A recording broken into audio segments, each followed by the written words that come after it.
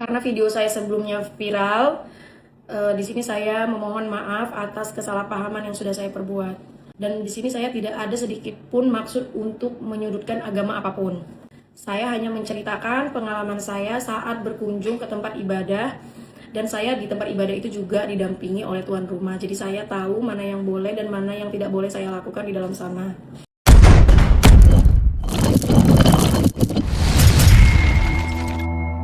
Halo warga intelektual sekalian, bagaimana tanggapan Anda dengan permintaan maafan seorang dokter atau wanita ukti atau wanita berhijab yang ngejek orang Kristen atau yang ngejek ritual agama Kristen di Manchester, Inggris? Bagaimana tanggapan Anda? Coba tulis di kolom komentar ya, apakah Anda memaafkan atau tidak? Apakah Anda masih membenci atau tidak? Tolong tulis di kolom komentar ya. Tapi dalam agama Kristen itu kan kita harus memaafkan ya. Kalau salah ya, ajaran Kristen itu adalah ajaran kasih. Artinya kasihilah musuhmu. Artinya gini, kalau misalnya nih ada orang ngejek agama Kristen lalu kita memaafkan. Ya, jadi ini ada banyak perdebatan ya di media sosial ya. Ada yang mengatakan ya udah kita maafin aja. Tapi permasalahannya kalau hal-hal seperti ini dimaafin, lalu nanti ada lagi orang ngejek gitu. Nah, apakah ini bisa diterima atau tidak? Kemudian kalau misalnya ada seseorang minta maaf, jadi kalau saya perhatikan ya, dokter yang saya maksud ini atau ukti ini, dia minta maaf menurut keyakinan saya, sepertinya karena dia takut kliniknya digeruduk gitu, atau takut penilaian kliniknya jelek gitu. Iya kan? Kita tahu sendiri kan netizen warga Konoha itu kan netizen paling barbar sedunia. Ya bisa aja kan dirusak kan. Bintangnya dirusak, dikasih bintang 1, bisa aja seperti itu kan. Karena dia kan punya klinik ya. Jadi itu resikonya jadi seorang pengusaha. Imbasnya kemana? Imbasnya ke faktor ekonomi. Usaha kita, reputasi hancur. Ya semua orang akan ingat kejadian seperti ini. Walaupun dia minta maaf gitu. Ya, disclaimer on ya, saya tidak ngajak untuk video untuk membenci ukti ini, tapi kita harus melihat konsekuensinya di zaman sekarang ini ya, zaman internet ya, kita harus tahu konsekuensinya gitu ya. Artinya gini, dia kan seorang wanita yang berhijab gitu ya. Jadi walaupun kita mengatakan jangan salahin agamanya dong ya, salahin orangnya, tapi manusia itu makhluk yang simbolis. Ya, kita harus memahami itu. Artinya gini, kalau misalnya ada seseorang yang pakai simbol-simbol agama, baju agamis seperti hijab dan lain sebagainya, dia melakukan kesalahan, orang itu lebih ingat agamanya daripada pelakunya. Iya kan? Saya cuma bertanya ya, biasanya seperti itu. Ya, kita tuh lebih peduli dengan agamanya daripada mukanya gitu. Karena kita nggak ingat mukanya yang mana, tapi kita ingat pakaiannya seperti apa gitu. Ya kan? Agamanya apa gitu. Jadi secara tidak langsung dialah yang merusak agamanya sendiri. Artinya gini, secara tidak langsung dia merusak agamanya sendiri dan merusak agama lain. Ini namanya kebodohan. Di video sebelumnya sudah bahas ini. Jadi makanya orang bijak mengatakan kebodohan itu adalah kejahatan. Kenapa saya mengatakan seperti itu? Apa alasannya? Karena selain dia merusak agamanya, dia juga merusak agama orang lain. Jadi dalam satu waktu ada 2 agama yang dia rusak, agamanya dan agama orang lain. Dan ini tindakan kebodohan. Padahal dia seorang dokter, guys. Ya, dia sarjana gitu ya, minimal S1 lah gitu ya. Ya, saya tidak mengatakan S1 di Konoha itu standarnya rendah ya. Saya tidak mengatakan seperti itu. Tapi biar kita pahami bahwa pendidikan di Konoha itu kualitasnya itu rendah sekali. Lah, kok bisa pendidikan di Konoha itu kualitasnya rendah sekali? Ya menurut PISA. PISA mengatakan bahwa ranking pendidikan kita itu atau literasi baca kita itu salah satu terendah di dunia. 10 terendah di dunia. Artinya gini, kalau ada orang yang juara 1 di Konoha, misalnya di UI ya, juara 1 misalnya. UGM misalnya juara 1 misalnya. Ya, atau di sekolah kedokteran mana juara 1 misalnya. Itu sama seperti ya orang paling bodoh 10 besar di dunia. Sama seperti itu. Jadi kualitas pendidikan kita itu ya seperti ini. Ya, seorang dokter, guys. Apa nggak mikir ya? apa otaknya nggak dipakai gitu. Padahal kan dia bawa otak kan saat itu ya.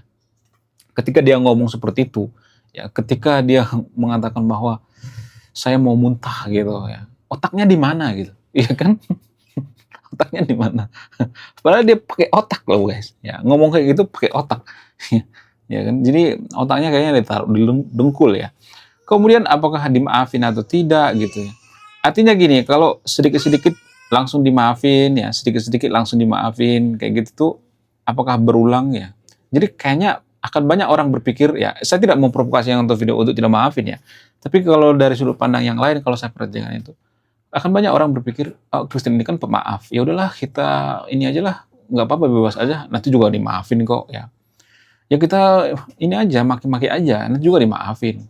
Ya paling juga nanti mereka nggak bakal proses kok ya. Ya paling biasa aja gitu. Jadi ada pro dan kontra ya. Di satu sisi orang Kristen mengatakan ya kasihilah musuhmu gitu ya. Ya ketika ditampar pipi kiri kasih pipi kanan gitu. Kemudian ada yang mengatakan ya bahwa ya kita mengasihi musuh itu ya kalau musuh tersebut tidak melakukan kembali di masa depan. Ada yang mengatakan seperti itu. Kemudian ada yang mengatakan tampar pipi kiri kasih pipi kanan itu sebenarnya tidak di semua tempat. Artinya kalau memang dia berkesadaran gitu ya. Kalau orang yang tidak berkesadaran, apakah kita ngasih pipi kanan pipi kiri gitu? Ya, apakah kita akan bonyok gitu? Itu kan yang jadi permasalahan.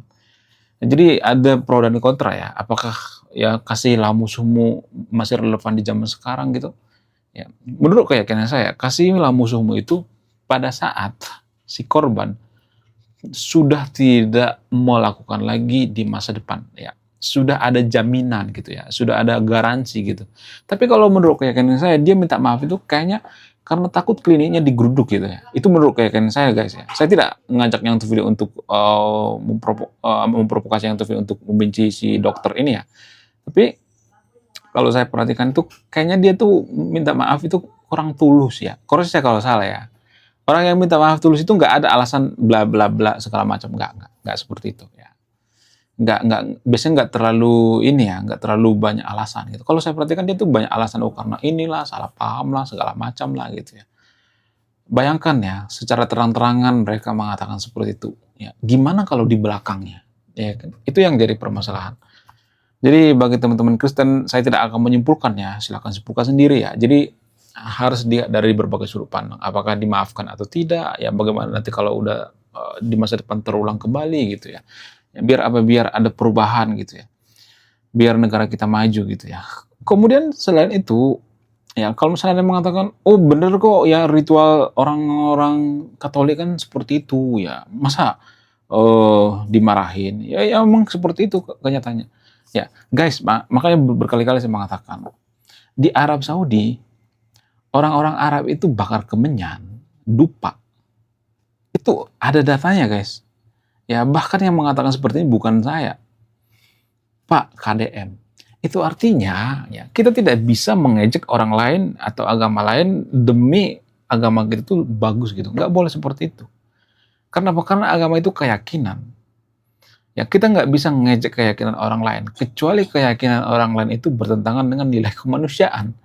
Kecuali misalnya baunya itu sudah mengganggu semua dunia gitu ya. Itu baru bertentangan dengan nilai kemanusiaan ya kan. Ya kalau misalnya bakar kemenyan, bakar dupa misalnya, sudah mengganggu tetangga gitu ya. Misalnya ada orang yang alergi dengan dupa misalnya, dengan asap misalnya. Ya itu kan sudah bertentangan. Tapi kan ini statusnya di gereja, indoor, itu tertutup. Asapnya itu ya habis-habis di situ aja gitu. Jadi kita tidak bisa mengejek keyakinan orang lain ya, karena kita harus berpikir rasional gitu. Nggak bisa. Ya karena suatu saat keyakinan kita diejek, kita marah-marah gitu ya, barbar gitu ya. Kalau saya perhatikan agama RT 6 itu netizen itu barbar sekali. Ahok ya, saya tidak membongkar masa lalu di sini ya. Ahok salah ucap aja, mereka nggak memaafin kok, nggak memaafin, diproses gitu. Ahok salah ucap, ya dia nggak ada niat sebenarnya, nggak ada niat. video panjangnya itu sebenarnya benar-benar nggak ada niat. Kalau dia ada niat untuk menjelekkan agama RT6, ya maka orang-orang di situ kan rata-rata mayoritas agama RT6, maka dia akan digebuki. Itu logikanya gitu. Ya kan? Dia nggak ada niat sebenarnya. Cuman karena dia salah ucap. Sama kan, ini juga salah ucap kan. Kalau misalnya ini salah ucap. Kenapa perlakuannya terhadap Kristen itu beda? Itu yang jadi permasalahan. Ahok udah minta maaf sampai nangis-nangis guys. Tapi tetap diproses juga. Ya itu yang jadi permasalahan. Ya biar kita pahami gitu ya. Keadilan itu di mana gitu. Apakah keadilan itu kita peroleh pada saat kita mayoritas gitu? Apakah keadilan itu kita peroleh karena kita banyak yang dukung gitu? Apakah karena keadilan itu diperoleh berdasarkan karena banyak yang demo berjilid-jilid gitu? Itu yang jadi permasalahan kan. Tapi kalau saya perhatikan orang-orang Katolik di sini kan nggak terlalu mempermasalahkan ya. Ya karena itulah ajaran kasih gitu. Ajaran kebaikan. Justru karena terlalu kasih ya dimanfaatkan. Ya itu kebaikan orang Kristen gitu. Dimanfaatkan gitu. Toh juga nanti juga nggak diapa-apain kok. Malah dimanfaatkan gitu. Itu yang jadi permasalahan. Nah, saya tidak memprovokasi untuk video untuk mengambil keputusan yang tidak baik ya. Tapi biar kita paham realita yang sebenarnya gitu. Fakta yang sebenarnya. Ya, jadi saya melihat ada ketimpangan gitu ya sama minoritas atau Kristen ya, hukum itu tidak tajam gitu. Hukum tumpul gitu ya. Lebih tajam ke minoritas. Hukum di Konoha seperti itu ya, tumpul ke mayoritas, tajam ke minoritas. Ya seperti ini. Ya kan? Itu yang jadi permasalahan. Ya. Ini kalau saya perhatikan ya, kalau misalnya ini ada melakukan seperti itu ya, misalnya nih ya, ada orang Kristen misalnya nih ya, pakai salib gitu, kemudian pakai baju berawati, kemudian yang ngecek gitu ya, ngecek. Oh, ini saya tidak nyuruh ngecek ya, misalnya ngecek di rumah ibadah orang lain misalnya, di rumah ibadah agama RT6 misalnya, ya pasti akan banyak ngegeruduk gitu ya. Itu nggak bakalan ini, yang nggak bakalan bisa dimaafin. Kemudian Bu Meliana juga, ya Meliana hanya minta tolong gitu. Dia nggak merugikan orang lain, dia nggak ngejek gitu, minta tolong ngejilkan suara ajan, digeruduk. Ya coba keadilannya di mana coba? Saya cuma naik nonton video ini ya, keadilannya di mana? Ya jangan-jangan orang Kristen itu karena sedikit-sedikit, nanti nggak apa-apa lah ya, kasihin. Justru ya mereka sewenang-wenang gitu ya, semena-mena gitu ya. Udah kasihin aja lah, kasihin. Justru itu jadi bumerang kan jadinya kan. Itu yang jadi permasalahan. Jadi orang-orang juga melihat, ya bisa aja orang-orang melihat, lah kok orang Kristen ini cuek-cuek banget. Terus gimana dong kalau saya masuk Kristen nanti nggak dibelain dong ya. Ya bisa seperti itu kan yang jadi permasalahan. Jadi saya tidak memprovokasi yang untuk video ini ya. Terserah mau maafin atau tidak gitu. Ya biar kita lihat dari berbagai sudut pandang gitu ya. Kenapa perlakuannya terhadap orang Kristen itu beda gitu ya. Kenapa perlakuan terhadap mayoritas beda gitu ya. Kalau mereka minta maaf, orang Kristen langsung memaafin ya. Tapi kalau orang Kristen salah, mereka nggak langsung memaafin. Ya diproses ya, kemudian digeruduk ya. Ahok itu menyimpan luka yang sangat dalam. Ya kalau Ahok itu mayoritas, dia nggak bakal digituin kok. Jadi di sini ada semacam ketidakadilan gitu ya, mayoritas dan minoritas. Jadi kalau ini dibiarkan terus, ya bisa aja orang-orang Kristen itu maafin, tapi dalam hati belum ikhlas gitu ya. Ini semacam bom waktu. Ya lebih baik belak-belakan aja gitu. Ya gue belum maafin kok. Ya harusnya kan seperti itu ya. Karena ini jadi bom waktu. Sehingga orang Kristen itu bisa sama orang Kristen ribut gitu ya. Atau negara bisa hancur gitu. Lebih baik belak-belakan gitu ya. To the point gitu ya. Daripada menyimpan nanti kan jadi bom waktu. Konoha jadi bubar gitu. Ya kan? Itu yang jadi permasalahan. Ya, saya yakin yang nonton video ini juga ya orang yang sangat berpikir rasional ya. Tapi ya kalau kita membiarkan kebodohan berkeliaran, ini termasuk kebodohan guys. Ya, kebodohan dalam hal apa? Dia mengejek agama lain, Ya, secara tidak langsung dia juga mengejek agamanya. Jadi dua agama yang dia ejek. Ya kan? Dia menghinakan agamanya. Karena apa? Karena dia pakai baju agamis. Kalau dia pakai baju biasa, orang gak bakalan terlalu notice. Ya, itu mah biasa. Tapi kan dia kan bawa simbol agama gitu. Itu yang jadi permasalahan. Jadi ini namanya bodoh gitu ya. Di satu sisi dia mengejek agamanya, di sisi lain ya dia mengejek agama orang lain, dan kebodohan itu adalah kejahatan. Kalau kita membiarkan kebodohan itu berkeliaran, sama seperti membiarkan kejahatan berkeliaran. Menurut kalian gimana? Coba tulis kolom komentar ya. Sebelum kita lanjut, jadi guys, kemarin ada yang nanya, lu apa sih kontribusinya bagi negara ini? Kontribusi saya ini guys ya, nulis buku, judulnya Budi Tanpa Pekerti. Ini temanya bahas tentang agama. Kemudian sama lupa, kisah dalam buku ini ada seorang kiai bingung memilih antara menyelamatkan hutan atau menyelamatkan 1000 anak yatim. Link pembeliannya ada di pin komentar video ini. Jadi endingnya apa ya? Saya penasaran ini. Saya jadi penasaran ini isinya apa. Beli juga beli. Link pembeliannya ada di pin komentar video ini.